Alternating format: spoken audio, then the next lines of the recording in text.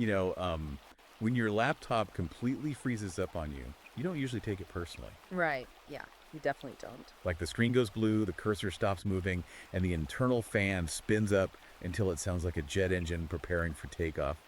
And you don't sit there at your desk thinking, wow, this machine is having a profound moral failing. Exactly. You don't think the hardware is fundamentally evil or, lazy. No, you realize just through basic intuition that there is a software conflict. You understand that two programs are probably trying to access the exact same block of memory at the exact same time. Or maybe a poorly written line of code just sent the processor into an infinite, inescapable loop. You recognize it as a system crash, it's an architectural failure.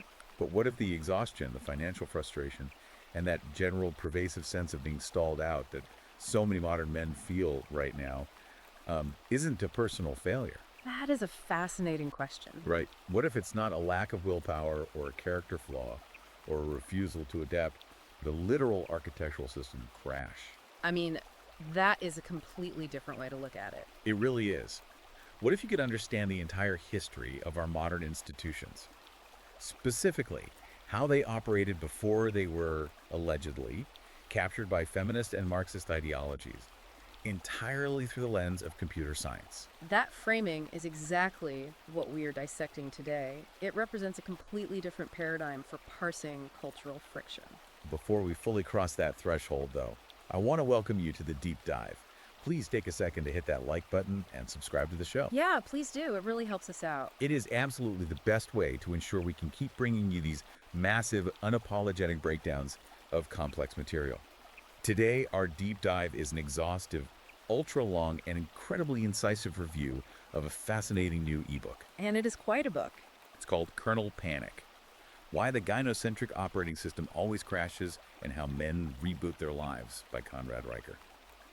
If you are listening to this and you want to follow along, or if you just want to dig into the raw source code yourself, I highly encourage you to check out Amazon Kindle and Google Play Books to buy the book. It is explicitly framed as an absolute must-read for men looking to understand the hidden mechanics, the matrix of the world they live in. Our mission today is to thoroughly deconstruct Riker's incredibly complex central metaphor.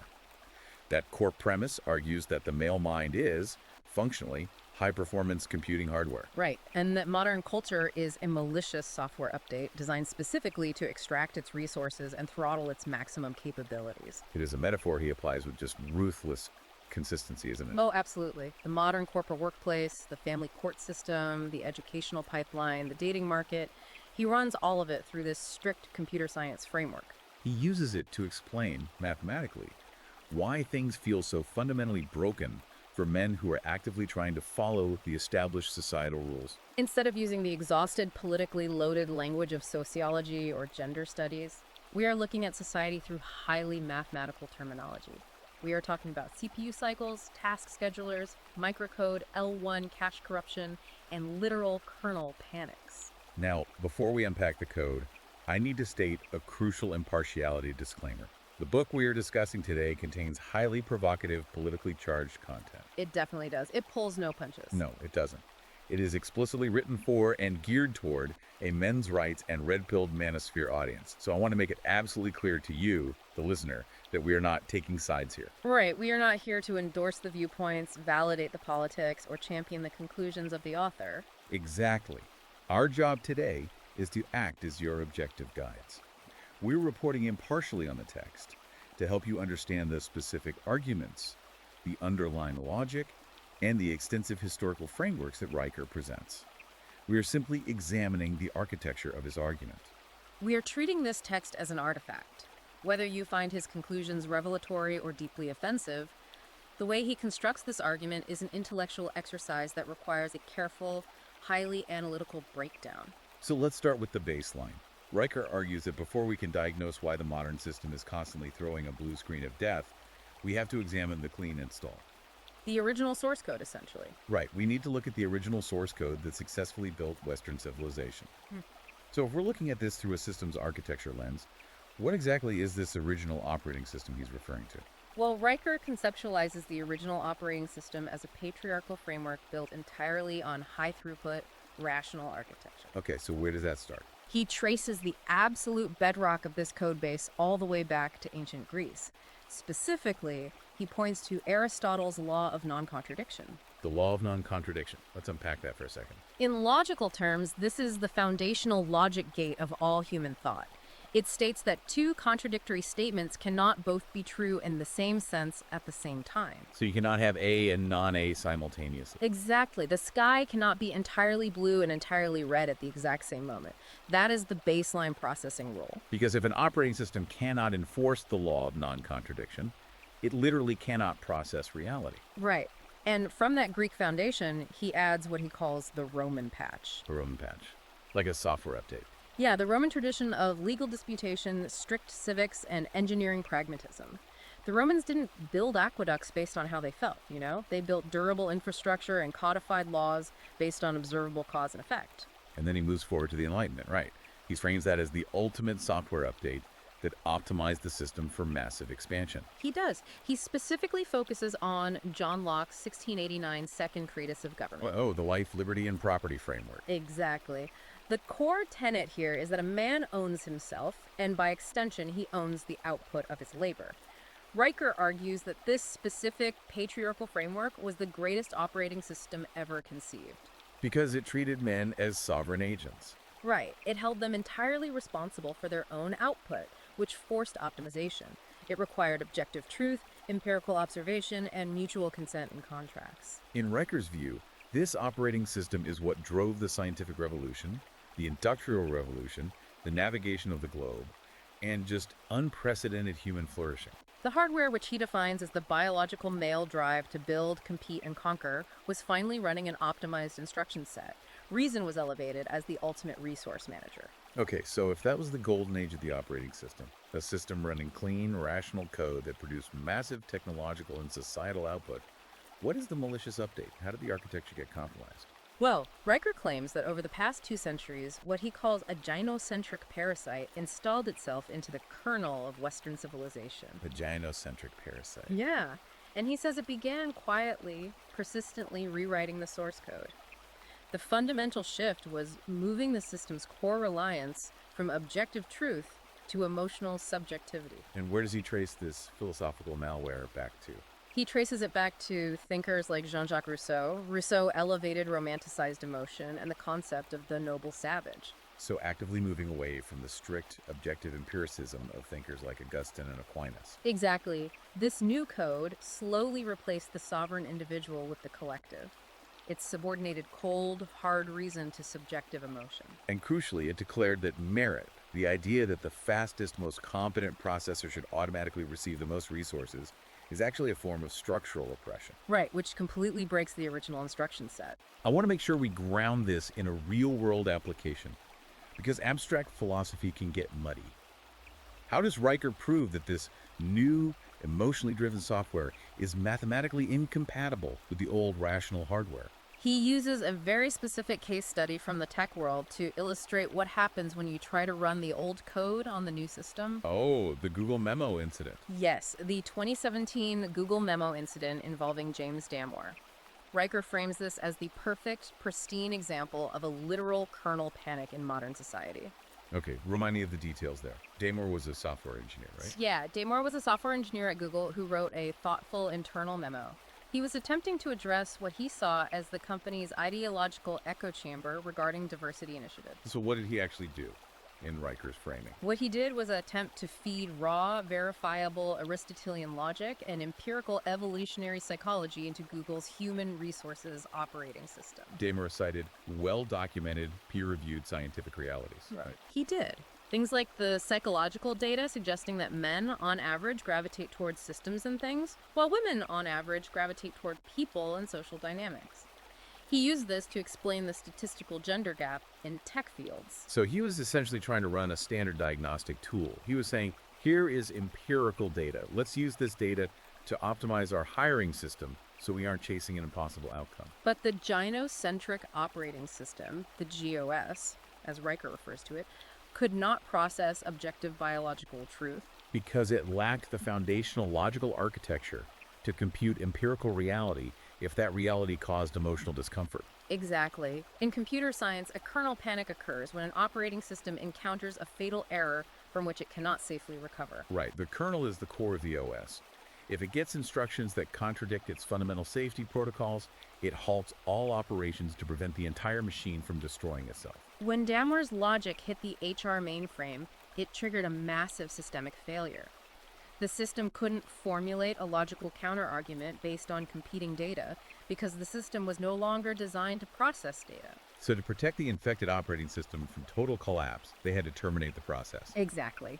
They fired James Damore. Okay, let's unpack this. Let me try to synthesize this with an analogy. It's like trying to run a high-end physics engine. Say you're trying to render the fluid dynamics of a rushing river in a video game on a computer that has been maliciously reprogrammed to only care about what color the pixels feel like being today. That is a perfect way to describe it. The machine just freezes. It literally cannot compute the complex math of the physics calculations because its entire resource allocation is obsessed with the emotional state of the display. The inputs and the core architecture are speaking two entirely different languages. That captures Riker's point perfectly. The transition from the objective truth of the Enlightenment to the emotional subjectivity of modern institutions didn't just change the tone of the culture. It destroyed the fundamental capacity of these institutions to process factual inputs. They actively bypass factual inputs to preserve a false, emotionally comforting output. And when a rational actor points out the discrepancy, when they point out that A cannot equal non-A, the system doesn't debug itself. It executes a kill command on the user. Yes, exactly. Which naturally raises the question, how does this malicious software actually cause the system to freeze in real time? Like, if the code is bad, how is it taking down the whole machine without anyone noticing the specific mechanism? Riker explains this by diving into how an operating system schedules tasks. Right. Priority inversion. If priority inversion explains why the system is structurally broken, we really need to dig into that Mars Pathfinder failure. This is arguably the most compelling technical analogy in the entire book. To understand how the gynocentric system weaponizes male duty and stalls progress, Riker asks us to look at a famous real-world computer science failure. The 1997 NASA Mars Pathfinder rover. I mean, this was a monumental engineering achievement at the time. A multi-million-dollar piece of humanity's greatest technology sitting on the surface of another planet, attempting to transmit data back to Earth. And it kept rebooting. It would just freeze, panic, and reset. Oh, wow. NASA engineers must have been sweating bullets. They were trying to figure out why this flawless piece of hardware was paralyzing itself. Computer scientists eventually diagnosed the problem as a phenomenon called priority inversion. Okay, how does that work? Well, in any computer processor, you have a thread scheduler.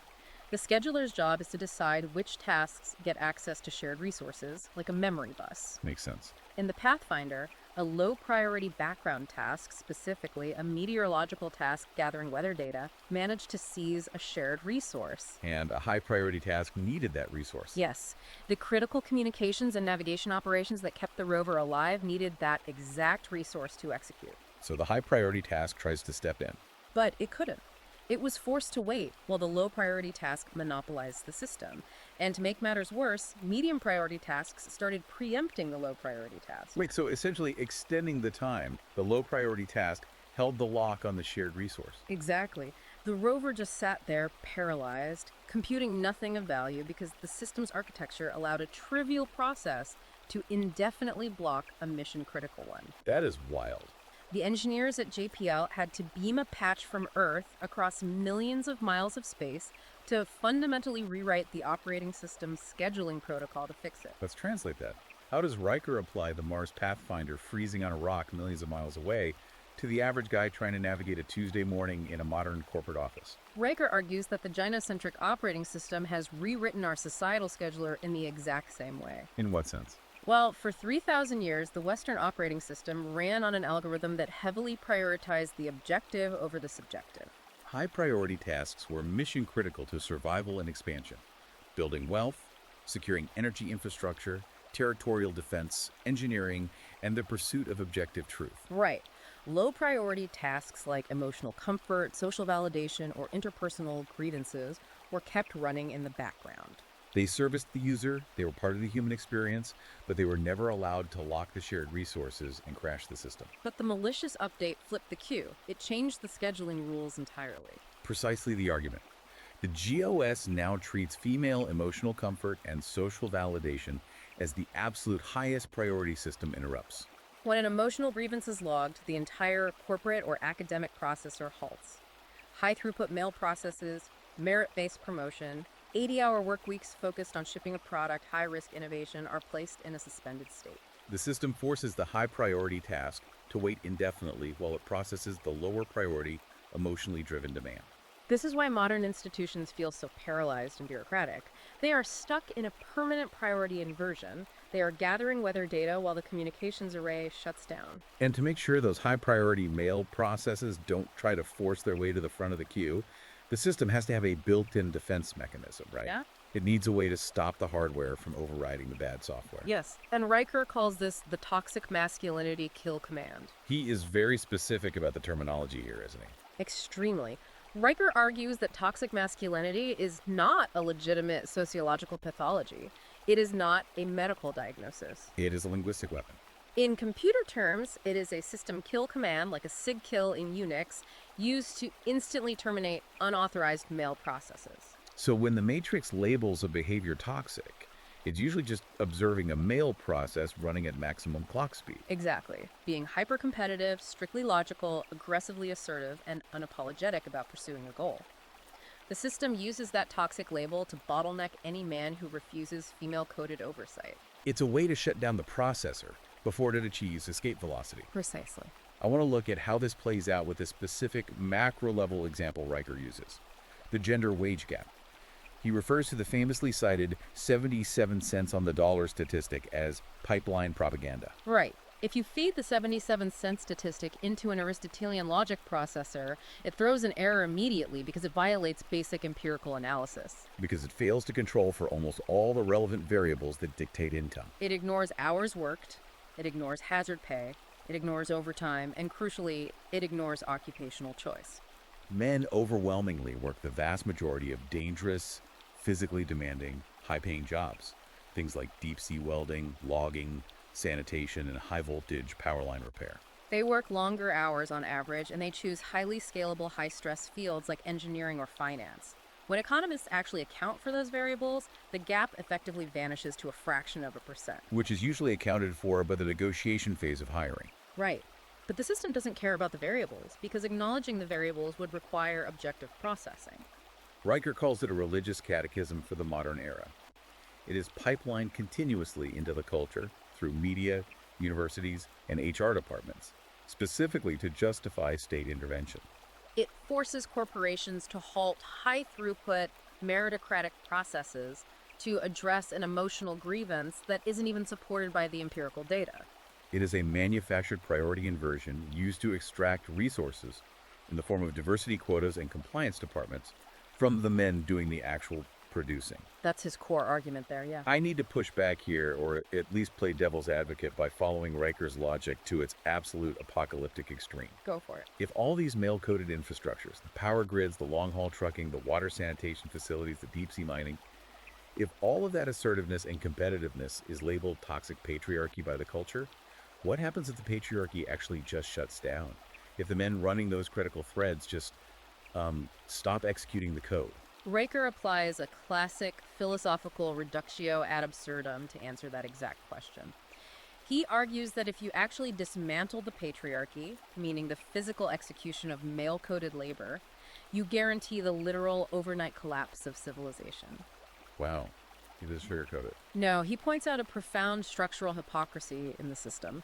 Activists claim they want to dismantle male power, but they type their manifestos on smartphones engineered by men. Powered by electricity generated by men working in coal plants or nuclear facilities. Sitting in climate-controlled buildings constructed by men using steel forged by men. It's parasitic. The software is a parasite. That is the ultimate conclusion of this section of the book. The system relies entirely on the uninterrupted, largely unappreciated execution of male-coded labor. It is a parasite that screams at the host to shut down, while simultaneously drawing all of its electricity from the host's power supply. The system intentionally mislabels optimal male performance as a disease because that is the only psychological mechanism it has to maintain control over the hardware. If men collectively realized their hardware was fine, and that the software was the actual problem, the gynocentric control mechanism would evaporate overnight. Exactly. Which brings us to the most insidious part of this entire framework.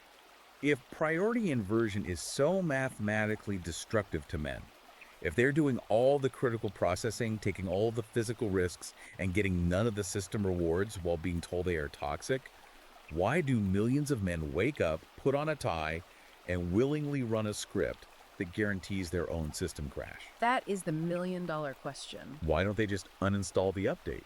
Riker argues it's because the malicious code isn't just in the workplace. It's baked into the very first lines of code they process as children. The programming starts before they are old enough to rationally defend themselves. This brings us to how the architecture of the male mind, specifically what computer scientists call the L1 cache, gets corrupted. To explain the depth of this corruption, Riker goes all the way back to 1945 and the legendary mathematician John von Neumann. Oh, von Neumann, the father of modern computing architecture. Yes. Von Neumann engineered the stored program concept, which established the continuous loop of operations that virtually every computer on Earth still uses today, the fetch, decode, execute cycle. Right. The machine fetches an instruction from memory, it decodes what that instruction actually means, and then it executes the command. Wait, let me make sure I understand this von Neumann architecture comparison. Where does the L1 cache come in, and how does it relate to human psychology? Oh, good question. So in a computer processor, the L1 cache is a tiny amount of memory built directly into the microprocessor itself. It is the fastest, most reflexive memory available to the machine. Right. It stores the instructions the processor is most likely to need immediately. It bypasses the slower main RAM. You don't have time to search the whole hard drive. You need the answer in a nanosecond. So Riker argues that the human equivalent of the L1 cache is our reflexive, ingrained moral intuition. And the gynocentric operating system specifically targets the male mind's L1 cache to bypass logical processing entirely. It injects reflexive, unexamined emotional responses, like immediate guilt or subservience, directly into your operational stack. So before you can even rationally decode a situation, before you can apply Aristotle's law of non-contradiction, your L1 cache is already feeding you a knee-jerk reaction. Precisely. Where does this corrupted data actually come from, though? How does it get installed? Riker traces the installation process directly to the educational system. He looks specifically at Horace Mann's 1843 adoption of the Prussian school model in the United States. The Prussian model was explicitly designed for factory compliance and military obedience, right? Not independent sovereign thought. Exactly. It was about creating interchangeable parts. Then, Riker layers on John Dewey's massive 1916 shift in educational philosophy, which moved schools away from rigorous objective facts and classical education towards socialization and group consensus. Modern schools, Riker argues, act as state-subsidized data injection centers. They systematically punish male energy-making boys sit still for 8 hours, medicate them if they act out, and continuously feed young male CPUs anti-male schemas. They artificially overwrite the biological microcode with guilt complexes. Though they are trained, from kindergarten, to execute instructions sequentially, without questioning the broader architecture. Riker calls this the trap of the good little boy pipeline. Society demands that men process life one polite, predictable instruction at a time in the exact order presented by authority. You go to school, you sit quietly, you take on massive, unforgivable debt for a university degree, you get an HR-approved corporate job, you agree with the consensus, you comply.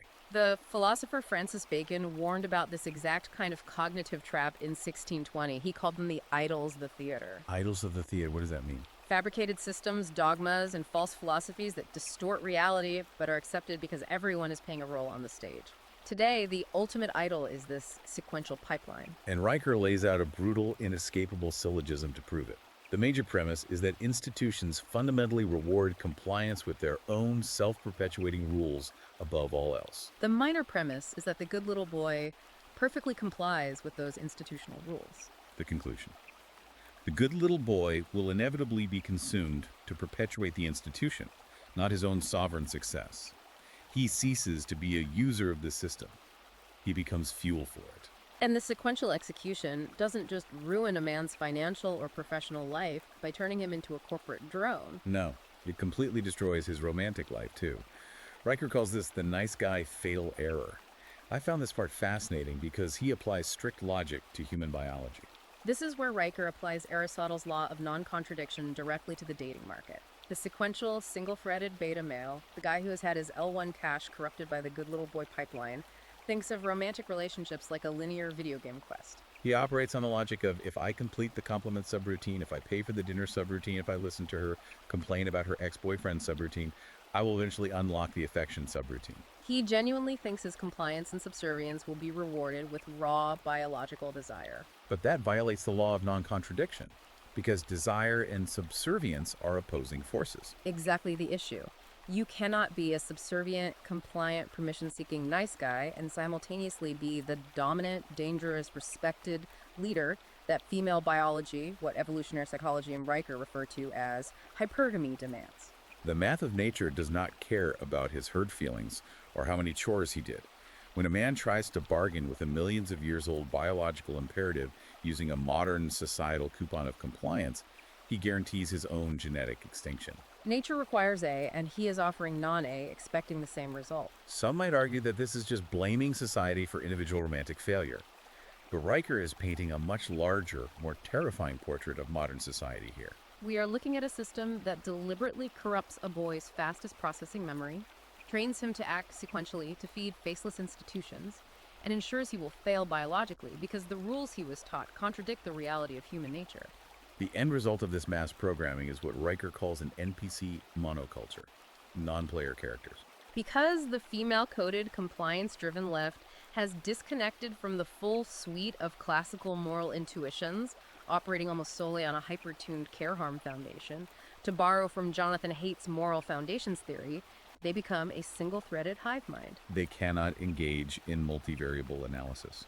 They cannot weigh liberty against safety or merit against equity. They are driven entirely by emotional mandates and are functionally incapable of processing complex, contradictory reality. To reclaim sovereignty, Riker says a man must clear his corrupted L1 cache. He has to format the drive. He must stop asking for permission from a system designed to extract his resources and stop processing his life sequentially. Which naturally leads us to the grim reality of what happens if a man does follow the sequential pipeline perfectly. Say he never formats the drive. He gets a degree, he gets a corporate job, he gets married. He does everything right according to the institutional manual. Riker says he enters a system designed to trap him in endless, unwinnable loops. In operating system terms, we are talking about deadlocks and live locks. Let's break down how the corporate matriarchy and the legal system weaponize these concepts. Riker uses two highly specific computer science terms here to describe the ultimate traps of the modern era: deadlock and live lock. In computing architecture, a deadlock is a fatal standoff, right? Process A locks a resource that process B needs, and process B locks a resource that process A needs. They're both frozen forever, waiting for the other to yield. The system halts. A live lock is slightly different and, in human terms, much more agonizing. In a live lock, the processes are not frozen. They're constantly changing states in response to each other. They are engaging in frantic motion, burning massive amounts of CPU cycles, but making zero actual progress toward resolution. And how does he apply that to family law? Because the way he describes the divorce industry through this lens is chilling. Riker looks at the legal frameworks that govern modern relationships, specifically things like the Duluth model of domestic violence and mandatory arrest policies. He cites legal cases like Doe v. Gideon Woe to illustrate the live lock. Imagine a scenario where a man calls 911 because he is actively under physical attack in his own home. But because the responding officers are trained under gynocentric Duluth model mandates, which often instruct police to identify the primary physical aggressor based largely on size, gender, and assumptions of patriarchal power dynamics rather than who threw the punch, the man who called for help is arrested in his own home. He is thrown into a literal live lock. He is suddenly cycling through arrests, bail hearings, mandatory anger management, restraining orders, and endless family court dates. He is burning through his life savings, his reputation, and his sanity in constant frantic motion. But he is making zero progress toward justice. The system is just spinning his CPU at 100% until it literally melts down. And the statistics Riker provides on the human cost of this live lock are devastating. It's not just a theoretical model. The human cost is staggering. He cites sociological data, specifically referencing researchers like Stack and Scarfield from 2015, establishing that divorced men are 39% more likely to die by suicide than their married counterparts. Even more damning, they are a staggering 4.8 times more likely to take their own lives than divorced women.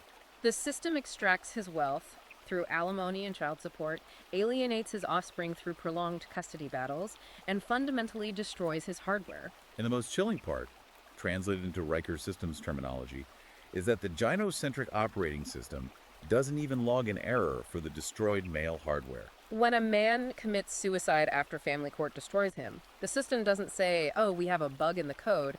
It just clears the memory and moves on to extract resources from the next process. So the family court is a trap that triggers a live lock.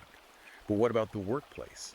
The corporate world, where he's supposed to be achieving and building his empire. Riker tears into modern office culture, specifically dismantling the idea of multitasking. He calls it the multitasking myth.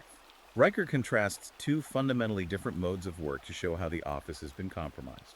First, he looks at computer science professor Cal Newport's concept of deep work. Deep work being the ability to focus without distraction on a single, cognitively demanding task until it is complete.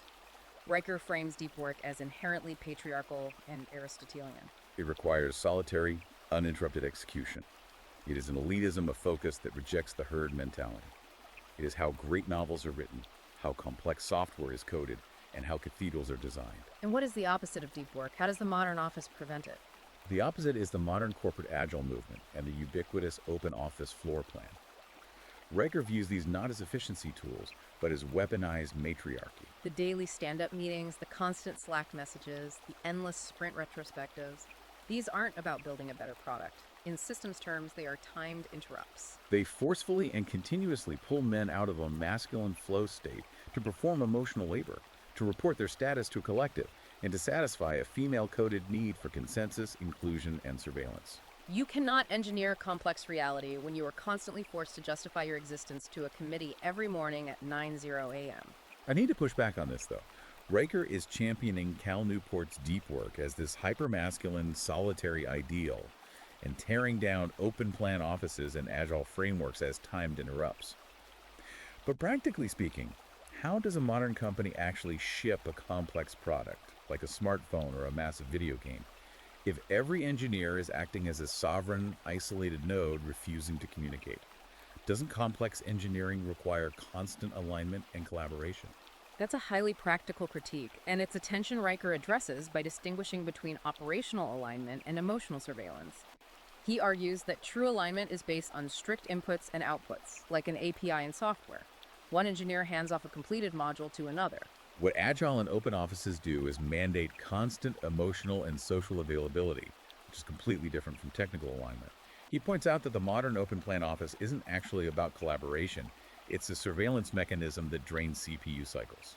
If you've ever sat in a 2-hour sprint retrospective meeting where no decisions were made, but everyone went around the circle sharing their feelings about the workflow or putting sticky notes on a Miro board, well, Riker is saying you aren't just wasting time, you are caught in a live lock. It's like having 20 browser tabs open that are just playing different videos of people asking you how you feel about the work you aren't getting done. You are cognitively exhausted by 5 p.m., but you haven't produced a single line of code. Furthermore, Riker cites a landmark 2018 Harvard Business School study by Bernstein and Turbin that empirically proved removing physical boundaries in open offices actually decreased face-to-face interaction by a massive 70%. When you remove the walls, men retreat into defensive shells.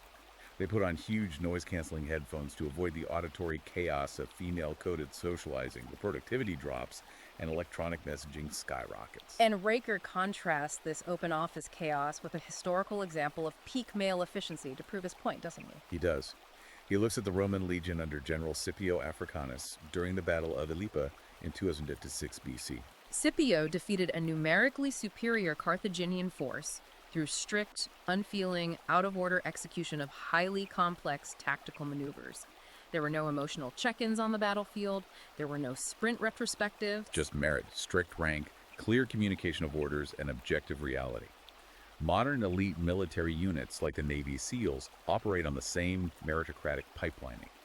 The CPU is shielded from emotional interrupts so it can execute the mission. So the overarching takeaway of this entire diagnostic phase of the book is that modern institutions deliberately rely on continuous interrupts to keep men cognitively exhausted. If your processor is constantly bogged down responding to HR requests, navigating the dating market's contradictory rules, and fighting family court live locks, you are fundamentally incapable of building your own empire. You are trapped in the matrix. So the ultimate question is, how does a man hit Ctrl plus Alt plus Del? How does he reboot his life? This is where Riker pivots from diagnosing the crash to providing the patch. Let's explore recompiling the mind through speculative and out-of-order execution. To fix the corrupted hardware, Riker introduces what he calls the architecture of the apex performer. And he bases this entirely on a massive leap forward in microchip design, the 1995 Intel Pentium Pro. Okay, take us back to 1995. Before the Pentium Pro, how did processors work, and what did Intel change that applies to human psychology? Before the Pentium Pro, processors were largely sequential. When they faced a conditional branch in the code, an if-then decision point, they would wait for the condition to fully resolve before moving forward. They demanded perfect information and perfect safety before executing the next step. If the data wasn't there, the processor stalled. But the Pentium Pro introduced speculative execution to the mass consumer market. The Pentium Pro refused to wait. When it hit a branch, it guessed. It speculated on the likely outcome using historical heuristics, and it started executing code down that path before the actual answer arrived. But what happens if the processor guesses wrong? What if the assumption was bad? If it guesses wrong, it suffers what is called a pipeline flush. It drops the speculative work and loses 15 to 20 clock cycles. It's a minor penalty. But, and this is the critical mathematical insight that Riker builds his entire philosophy on, if the CPU refuses to guess, the penalty is the permanent guarantee forfeiture of those cycles on every single branch, forever. Hesitation is mathematically more expensive than occasional failure. So Riker takes the silicon architecture and applies it to male decision-making with an equation he calls the speculative penalty ratio, or SPR. Let's break down how the math of hesitation ruins men. The SPR is a simple equation, the maximum cost of failed speculation divided by the compounding cost of never speculating. Riker applies this to everyday scenarios. Take dating. For a man approaching a woman in public, not on an app but in real life, the SPR is roughly 30 seconds of awkwardness and a polite rejection, divided by a lifetime of potential companionship. The cost is negligible, the upside is massive. Or take entrepreneurship. For a man starting a side business, the SPR is a bounded loss of a few weekends and maybe $1,000 of capital, divided by unbounded, compounding financial freedom. The gynocentric operating system, however, demands absolute safety. It demands perfect information. It tells men, don't approach her, it's creepy, don't start the business, it's risky. It paralyzes him with analysis. Speculative execution means you execute the branch before you are certain. You will be wrong sometimes, the pipeline will flush, you will face rejection, but you will be running at full speed, processing at maximum capacity, while the conformist herd is still waiting for permission to move. Stop waiting for societal permission. Execute the branch. And this ties directly into the next technical concept, out-of-order execution. We talked earlier about the good little boy pipeline, the idea that you have to go to high school, take on debt for college, get a corporate job, and retire at 65. Out-of-order execution is dropping out of that linear race entirely. Precisely. The obedient NPC processes instructions exactly as society sequences them, regardless of how inefficient those instructions are. But the rebel CPU executes out-of-order commands to achieve maximum throughput. Riker points to the modern blue-collar tradesman or the independent contractor as a prime example of out-of-order execution. While his peers spend 4 years sequentially racking up massive debt in a university, often learning ideologies that teach them to hate their own masculinity, the tradesman drops out of the pipeline. He learns a tangible, hard skill. He owns a business by age 22. He employs others, buys property, and builds real wealth a decade before the college graduate even pays off his student loans. He bypasses the institutional drag completely. He reads unfiltered empirical data from the free market instead of waiting for a Marxist professor to give him a gold star for compliance. But dropping out of the prescribed sequence carries risk. And to manage the risk of living this way without completely destroying yourself, Riker suggests adopting the barbell strategy. Borrowing heavily from Nassim Taleb's concept of anti-fragility, Riker advises men to structure their lives like a barbell. You allocate 90% of your resources to extremely safe, low-variance positions. You keep a steady day job if you need to, you secure your baseline housing, you stay out of consumer debt. But then you allocate the remaining 10% of your energy and capital to highly speculative, extreme convex risks. These are risks with a strictly bounded downside but an unbounded upside. Start the controversial side business, take the high-risk meeting, write the polarizing book. Riker notes this is actually the historical model of all great empires. immense agricultural surplus and stability at home funded the highly speculative, high-risk naval expeditions of the Romans, the Spanish, and the British. What's fascinating to me here is that this isn't just standard self-help advice. Take more risks is a cliche you can find on a motivational poster, but Riker frames it as a literal structural rewrite of your brain's microcode. By executing out of order, by embracing speculative execution, a man actively stops negotiating with his own hesitation. He mathematically proves to his own nervous system that the Matrix's safety mandates are obsolete. It is a profound psychological shift. You are refusing to run the sequential slave code. But Riker offers a very stark warning. Recognizing the trap and deciding to execute out of order is only the first instruction. If you just start breaking rules wildly, loudly declaring your independence, the system's antivirus software will target you immediately. You will be canceled, fired, or ostracized. Which brings us to the final and most advanced architectural framework in the book: how to gain root access through parallel processing and the Gray Man protocol. This is the survival guide. How do you survive within a hostile environment, extracting resources without getting flagged and deleted by the HR mainframe? You have to become fundamentally uncancelable. And the mechanism to achieve that is parallel processing. In computing, parallel processing is the ability to run multiple independent streams of logic simultaneously across different cores. Riker looks at the single-threaded man, the guy whose entire identity, income, and self-worth is tied to exactly one thread. Usually that's his corporate job or his marriage. That single-threaded man is highly vulnerable to a total system crash. If he gets laid off, or if he has served divorce papers, he collapses. He might commit suicide, as the stats showed earlier, because his single processing priority has been terminated. He has no backup cores. So a multi-threaded man is running wealth generation, rigorous physical optimization, classical philosophical study, and social networking all at the exact same time on different cores. Yes. The system wants you focused on one thing so it can control you. When modern culture looks at a man who excessively monitors his physical health, builds a cash-flowing side business, and reads classical philosophy, the culture calls him distracted or claims he exhibits toxic masculinity. Riker says they are just pathologizing system optimization. Yeah. The politically correct left operates on a single cause processing error. They blame everything on the patriarchy or capitalism. But navigating real reality requires parallel computation. A man who can process multiple truth streams simultaneously bypasses the media bottleneck entirely. He is too robust to be taken down by a single failure. But let's get highly practical. How do you run these parallel threads if you are still stuck inside the corporate matriarchy? Most guys can't just quit their jobs tomorrow.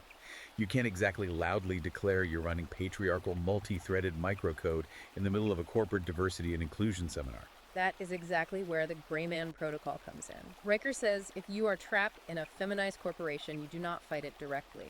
That is a waste of CPU cycles. Instead, you run a virtual machine. A virtual machine is basically an operating system running inside another operating system. It's an emulation. He's not saying burn down the office. He's saying treat the office like a compromised network that you are temporarily exploiting for resources while you build your own private, encrypted server in the background. That is the exact strategy. You smile and nod during the mandatory HR meetings. You provide polite, perfectly socially engineered outputs to the matrix on the surface. You remain perfectly camouflaged, giving the system exactly the compliance data it needs to leave you alone. But internally, you dedicate 90% of your actual processing power to parallel skill acquisition, building your own empire, and planning your exit strategy. You implement strict communication blackouts. You block out 4-hour windows on your corporate calendar under benign corporate speak titles like strategy alignment or cross-functional synergy, and you defend those blocks militarily to protect your CPU cycles from emotional interrupts. You use their time to build your escape pod. You essentially withdraw your true consent. Riker calls this macro strategy economic Lysistrata in reverse. Now, in ancient Greece, Lysistrata famously organized a sex strike among the women to force the men to stop fighting the Peloponnesian War. Riker says modern men are facing a state-enforced system that actively dispossesses them, and the only rational mathematical response is to refuse to subsidize the system that hates them. He argues that men are currently denied all the historic benefits of the patriarchy-like high-trust family structures, respect for male authority, and stable communities, but they are still forced by the state to pay the exorbitant maintenance costs of the system through taxation, wealth transfer, and family law. The strategy is to aggressively minimize your taxable footprint. It is to refuse to cohabit or marry under the state's corrupted legal framework without ironclad contractual protection. It is a quiet, bloodless strike. You starve the virus of its most vital resource, your uncompensated labor. And as you build this parallel life, as you starve the virus, you aren't doing it in a vacuum. Riker uses this incredibly beautiful ancient metaphor to describe the endgame of this process, Indra's net. It's a concept from the ancient Vedic texts of India. Indra's net is described as a vast, infinite web stretching across the universe with a multifaceted jewel at every single vertex. And because of how the net is structured, every individual jewel reflects the light of all the other jewels in the net. Riker uses this to describe the ultimate goal of the parallel economy. Every sovereign man who achieves root access to his own mind, who lifts weights, builds wealth, masters his emotions, and establishes his own high-throughput node of virtue, acts as one of those jewels. Your individual excellence reflects across the entire network of Western civilization. While the gynocentric system relies on isolating men, keeping them single-threaded and tearing them down, the parallel network relies on the amplified, silent reflection of masculine competence. It's a remarkably powerful image to end on. The ultimate rebellion against a corrupted operating system isn't a noisy protest in the streets. It isn't arguing on social media. It is silent, relentless parallel competence. It is becoming so structurally sound, so heavily encrypted, and so mathematically optimized that the legacy system simply cannot compute you anymore. So what does this all mean for you, the listener? We've taken an incredibly intense, deep journey today through Conrad Riker's Kernel Panic. We started at the bedrock, diagnosing the gynocentric virus that replaced objective Aristotelian logic with subjective emotional manipulation. We saw how this architectural shift creates a priority inversion, where mission-critical male infrastructure is stalled out to service low-priority emotional grievances, using the label of toxic masculinity as a kill command. We looked closely at how the modern educational system actively corrupts the L1 cache of young boys, forcing them into a sequential, good little boy pipeline that turns them into expendable fuel for institutions. We examined the agonizing deadlocks and live locks of the family courts, and the timed interrupts of the modern open office floor plan. And then, crucially, we explored the patch. We looked at recompiling the mind through speculative execution, refusing to wait for perfect safety, guessing the branch, and accepting the occasional pipeline flush as the cost of doing business. We discussed operating out of order to bypass the institutional drag of universities and corporate ladders. And finally, we detailed gaining root access through parallel processing and the Gray Man protocol, building an uncancelable life by running a virtual machine on the surface while you construct your own sovereign multi-threaded hardware in the background. It is a dense, highly provocative, and undeniably controversial framework. But it leaves us with one final, lingering thought to ponder as we close out. Riker argues, convincingly, that the entirety of modern civilization, from the smartphones we type our arguments on, to the power grids that keep the lights on, to the supply chains that feed our cities, relies absolutely on the uninterrupted execution of male-coded labor. The corrupted system is currently screaming at the host to shut down. But if more men take Riker's advice, if they begin treating their minds as sovereign hardware, if they implement the Gray Man protocol and successfully switch their massive processing power to silent parallel networks, what happens to the legacy system when the primary processors quietly, permanently disconnect? Does the gynocentric operating system finally adapt to the reality of the hardware, or does the entire matrix permanently blue screen? It's a question worth asking. Thank you for joining us on this extensive deep dive. If you found this breakdown valuable, if it made you think or challenged your assumptions, please hit that like button and subscribe to the channel right now. And if you want to read the source code for yourself and explore these concepts further, head over to Amazon Kindle or Google Play Books and pick up a copy of Kernel Panic by Conrad Riker. We also strongly encourage you to follow the ongoing meta debate and get real-time strategy updates by following @Conrad Riker on Substack. Until next time, keep optimizing your systems.